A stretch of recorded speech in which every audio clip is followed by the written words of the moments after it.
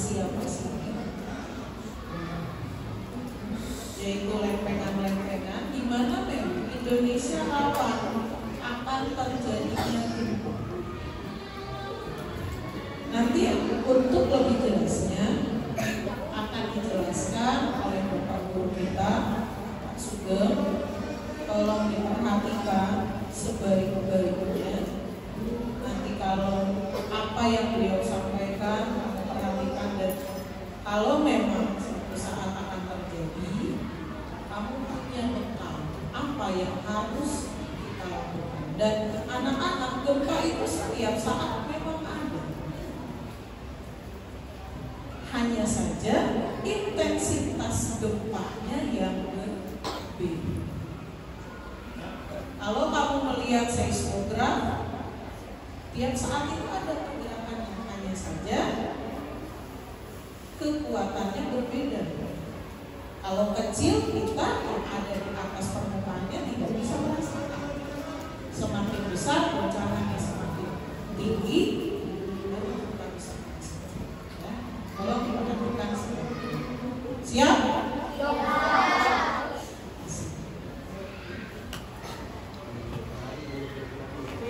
Baik, terima kasih Bu Maria. Mari makannya sebenarnya. Oke, semua pada kesempatan hari ini kita akan sosialisasi mitigasi bencana. Mengapa sih? Mas Sugeng punya cerita tahun 2004, Mas Sugeng SMP kelas 2, SMP waktu itu. Ada murid baru dari Aceh namanya Jo. Ketika memperkenalkan diri dia menangis, ya. Ayah dan ibunya adalah korban. Kalau kalian tahu 2004 ada apa namanya? Tsunami Aceh. Ya. Mengapa tsunami Aceh besar korbannya? Satu, masyarakat Aceh pada saat itu karena air surut, ikan banyak, yang ada di pikirannya adalah tangkap ikan, diambil. Padahal ada bencana besar yang akan mengintai, ya. Nah, masyarakat Aceh pada saat itu pada pergi ke pesisir untuk menangkap ikan, ya. Tanpa disadari, air laut itu akan berbalik lagi menjadi gelombang besar yang namanya tsunami. Nah, gitu. Jadi kita bekali, ya. Semakin kita tahu apa yang ada di depan kita, semakin kita tenang, ya. Jadi gak panik, tidak melakukan hal-hal yang salah. Orang tepat, karena nanti pertaruhannya juga nyawa.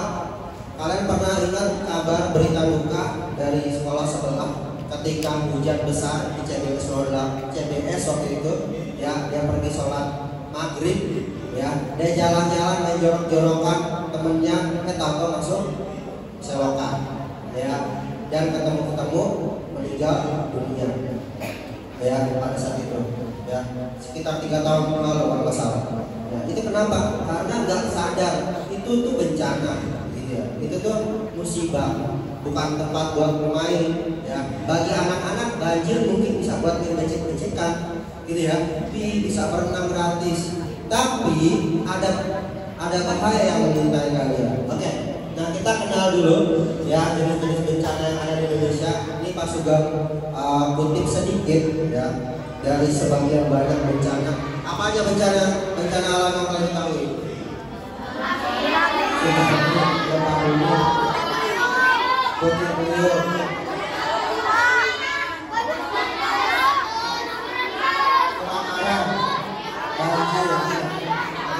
Dan banyak lainnya, ya. Kemarin kita sudah langsung belajar sama Bapak Damkar, ya, betul, bagaimana cara mengatasi kebakaran. Nah sekarang, ya, kita coba.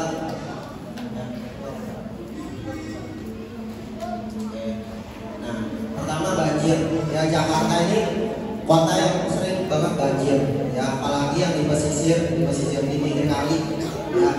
Penyebabnya bisa ulah manusia, bisa faktor alam, ya. Karena manusia, contohnya apa? Penyebab manusia buang sampah sembarangan, ya. Faktor alam karena hujan deras, ya, tidak berhenti. Ya, selanjutnya ada gunung meletus, ya. Seperti yang disampaikan oleh Bu Ani tadi, ya, di Indonesia itu Sumatera, Pulau Sumatera, Jawa, lalu ke Kepulauan Sulawesi, ya.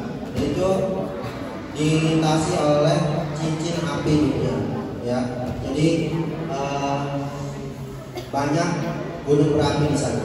Nah, gunung berapi yang paling dekat dengan kita apa? Apa? Gunung yang setiap hari kita bisa lihat. Gunung Gede, Pangrango itu paling dekat, ya. Nah, itu gunung berapi, ya. Gunung berapi. Nah, selanjutnya kebakaran. Kemarin kita sudah belajar kebakaran, ya. Kebakaran terjadi karena ada panas, udara,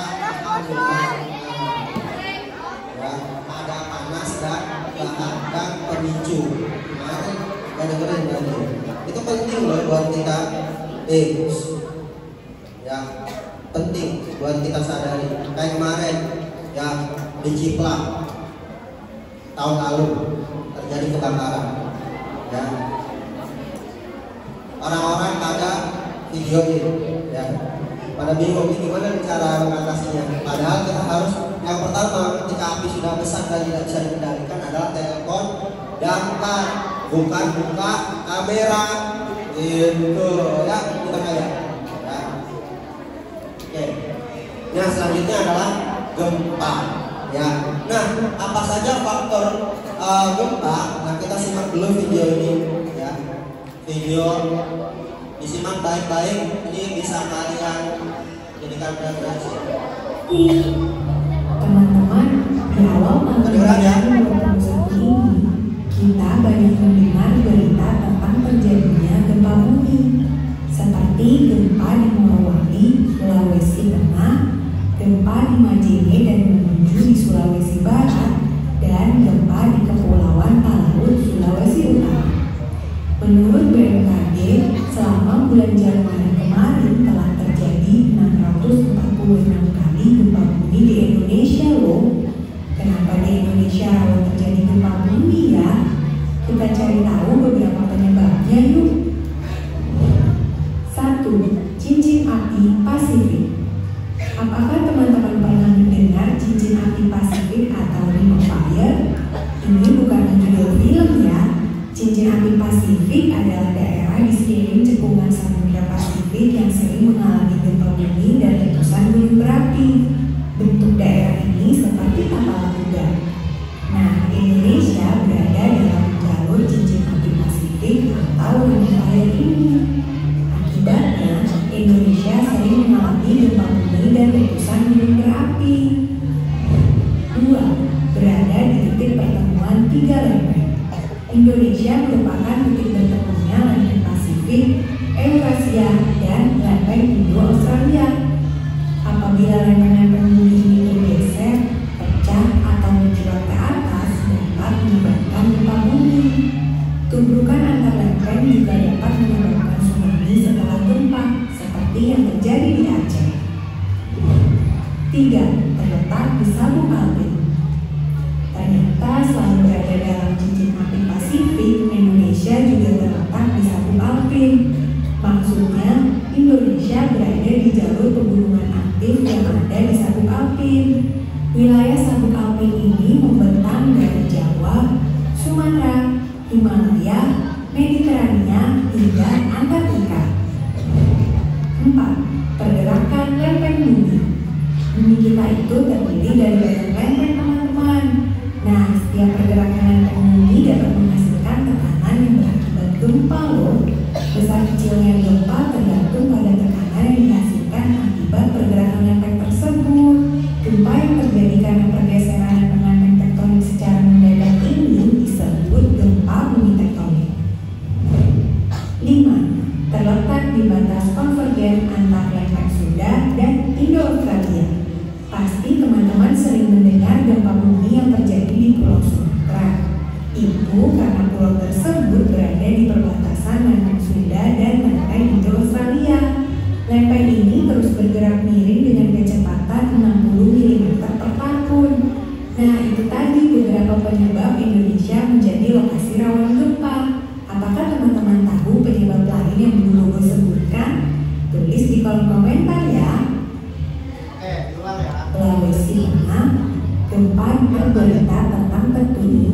kita baru sih.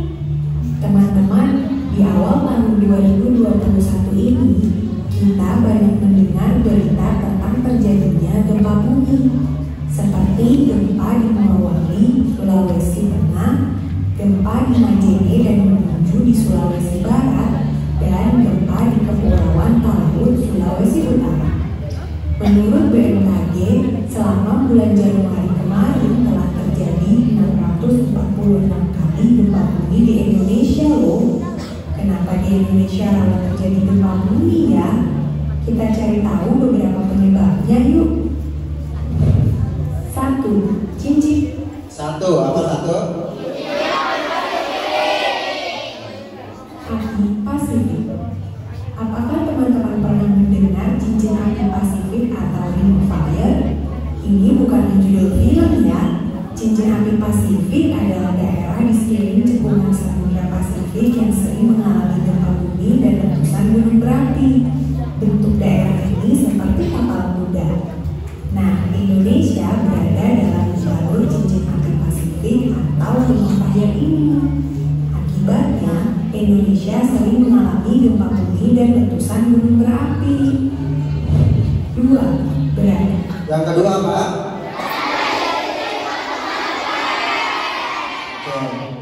Di titik pertemuan 3 lempeng.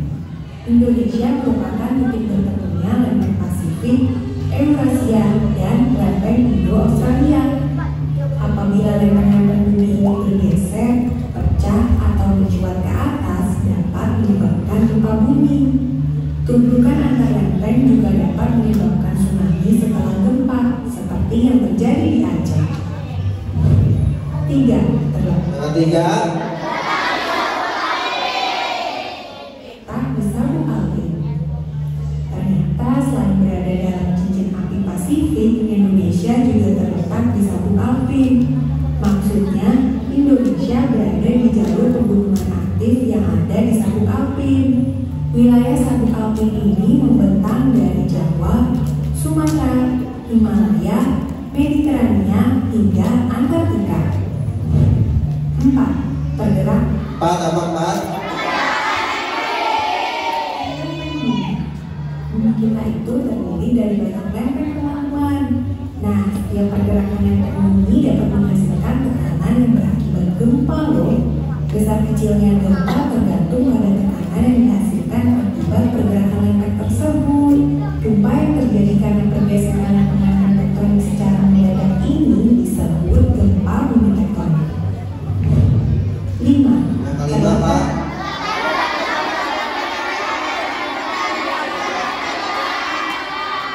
Batas konvergen antara lempeng Sunda dan Indo-Australia. Pasti teman-teman sering mendengar gempa bumi yang terjadi di Pulau Sumatera. Itu karena pulau tersebut berada di perbatasan lempeng Sunda dan lempeng Indo-Australia. Lempeng ini terus bergerak miring dengan kecepatan 60 mm per tahun. Nah, itu tadi beberapa penyebab Indonesia. Nah, itu ada 5 penyebab terjadi gempa di Indonesia. Ya, jadi negara kita harusnya rawan dengan familiar dengan gempa. Ya, nah, tapi ya kita harus bersiap nih. Ya, pernah ke Dufan? Iya, ke Busung itu deh. Nah, di situ ada rumah gempa. Ya, nah itu bisa simulasi di situ. Nah, ketika gempa apa sih yang harus kita lakukan? Nah, kita balik lagi ke sini ya. Apa yang kita harus lakukan ketika pertama adalah melindungi kepala. Boleh bisa pakai tangan, ya. Kalau di sekolah bisa pakai tas. Kalau di rumah pakai apa? Bantal. Bisa pakai bantal. Ya, panci bisa nggak? Bisa. Ya, helm, penggorengan. Ya, penggorengan ini nggak usah minyaknya. Ya, pakai. Ya, yang bisa melindungi kepala. Kenapa kepala kita perlu dilindungi? Takut ada reruntuhan dari atas, ya. Karena bangunan-bangunan kita belum disetting untuk kuat terhadap guncangan gempa, gitu ya. Jadi yang pertama adalah lindungi kepala, ya. Jangan cuma pakai kain. Nah, selanjutnya adalah jauhi kaca-kaca. Kenapa harus dijauhi kaca-kaca? Ya, getaran gempa bisa menyebabkan kaca pecah. Ya, ketika kaca pecah bisa melukai apa? Pada muka dan terutama adalah mata. Makanya kita harus ya lindungi kita jauhi apa? Kaca-kaca ketika terjadi gempa. Ya. Nah, selanjutnya adalah berlindung di kolong meja. Pak, rumah saya nggak ada mejanya. Wah, apa? Ya, langsung lari ke alat terbuka. Alat terbuka maksudnya apa? Yang jauh dari misal ya dari gedung bangunan. Ya, nah kalau di Jakarta nggak sulit tuh. Ya, misal kamu diam di situ, ya bisa kamu dirubuhin sama yang merah. Ya, kesini dikit ke 5, kesini dikit ke 8, sedih juga ya. Oke. Ya, di parkiran tuh aman tuh ya. Parkiran bisa jadi titik kumpul. Nah, itu ya ada jauhnya apa? Pohon. Takutnya pohon tumbang. Ya, terus apa? Rumah juga ya jauhi. Nah, ini ada lagu yang kita alami ya.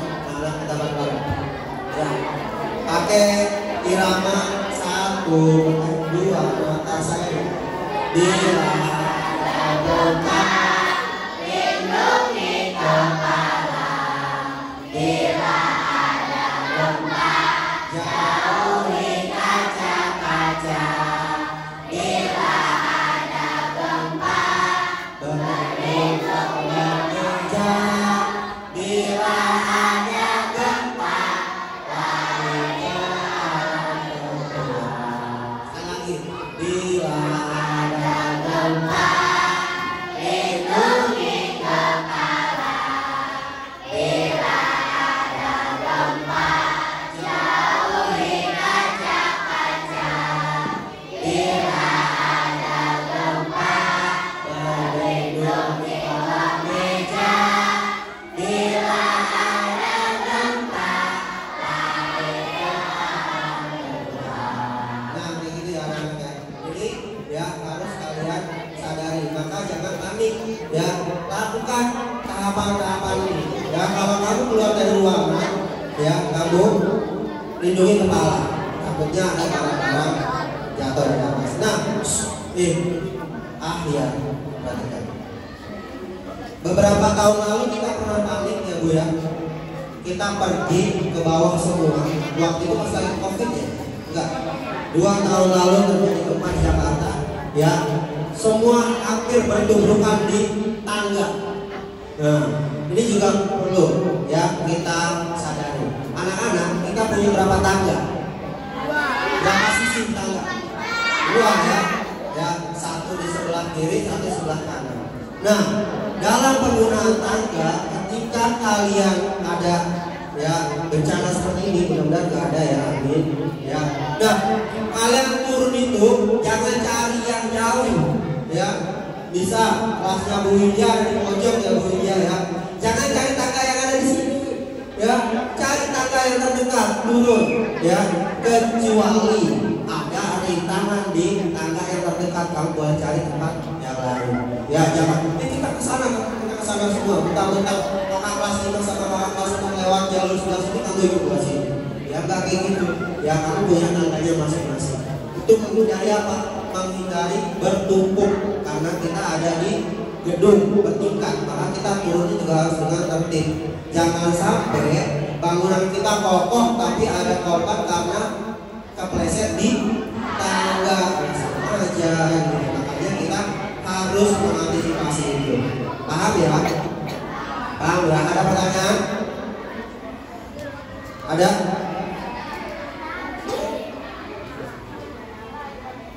Kalau rumahnya di pinggir gedung-gedung, ya apa yang dilakukan? Sama seperti yang pertama, ya lindungi kepala. Kalau kamu sudah dibekali sama orang tua kamu gadget, ya itu jangan sampai mati itu bisa buat jadi sinyal darurat. Ketika kamu pegang, kamu bisa kirim ya bahwasanya kamu masih ada gitu ya. Ketika bencana itu, kalau anak-anak Pak Sugeng pernah bantu nyasar di hutan, pernah juga bantu orang yang kesasar. Ya. Salah satu alat yang penting ya, yang bisa menjadi simbol kita hidup, pertama fluid. Ya. Fluid itu misalnya kita tiup, ya itu ada orang di situ. Ya. Misalnya ada di Cina waktu itu ada runtuhan. Ya. Terus si tim SAR itu mendengar ada suara fluid, ternyata korban itu fluid gitu. Nah itu menandakan ada orang di situ yang masih hidup dan perlu ditolong. Nah selanjutnya ada center, ya itu juga bisa jadi alat bantu untuk menandai kalian. Lalu terakhir adalah alat komunikasi. Ya kenapa terakhir alat komunikasi? Bisa jadi ketika bencana tidak ada sinyal. Nah itulah kayaknya. Ya makanya di pramuka itu ada apa nih? Fluid, ya bukan buat parkir, ya itu sebagai bekal penanda untuk kalian bertahan. Saya kamu lagi tersesat, kamu bisa ditolong. Oke, gak usah ditiup, gak usah simulasi. Ya nanti mungkin nyanyinya atau simulasinya di kelas masing-masing. Ada lagi pertanyaannya? Sudah? Oke, kalau sudah, terima kasih banyak anak-anak. Kita berdoa semoga kita semua selamat. Amin. Ya. Jangan lupa juga, ya. Ini anak-anak sudah paham nih, ya. Sampai ke rumah, ini langkah-langkah ini juga kalau bisa kalian kasih tahu ke yang lain, ya. Supaya kalau istilahnya Bu India jadi amalnya dia, ya Bu India, ya. Jadi amalnya dia. Jadi kalian memberitahu, ya. Jadi kepalanya dilindungi, lalu jauhi kaca-kaca. Oke, anak-anak, nggak ada pertanyaan lagi? Bu, mungkin sudah Bu. Terima kasih banyak anak-anak. Ya kita berdoa semoga Indonesia tetap aman. Amin. Ya Allah lindungi keluarga kita semua. Amin. Berdoa dalam hati dimulai.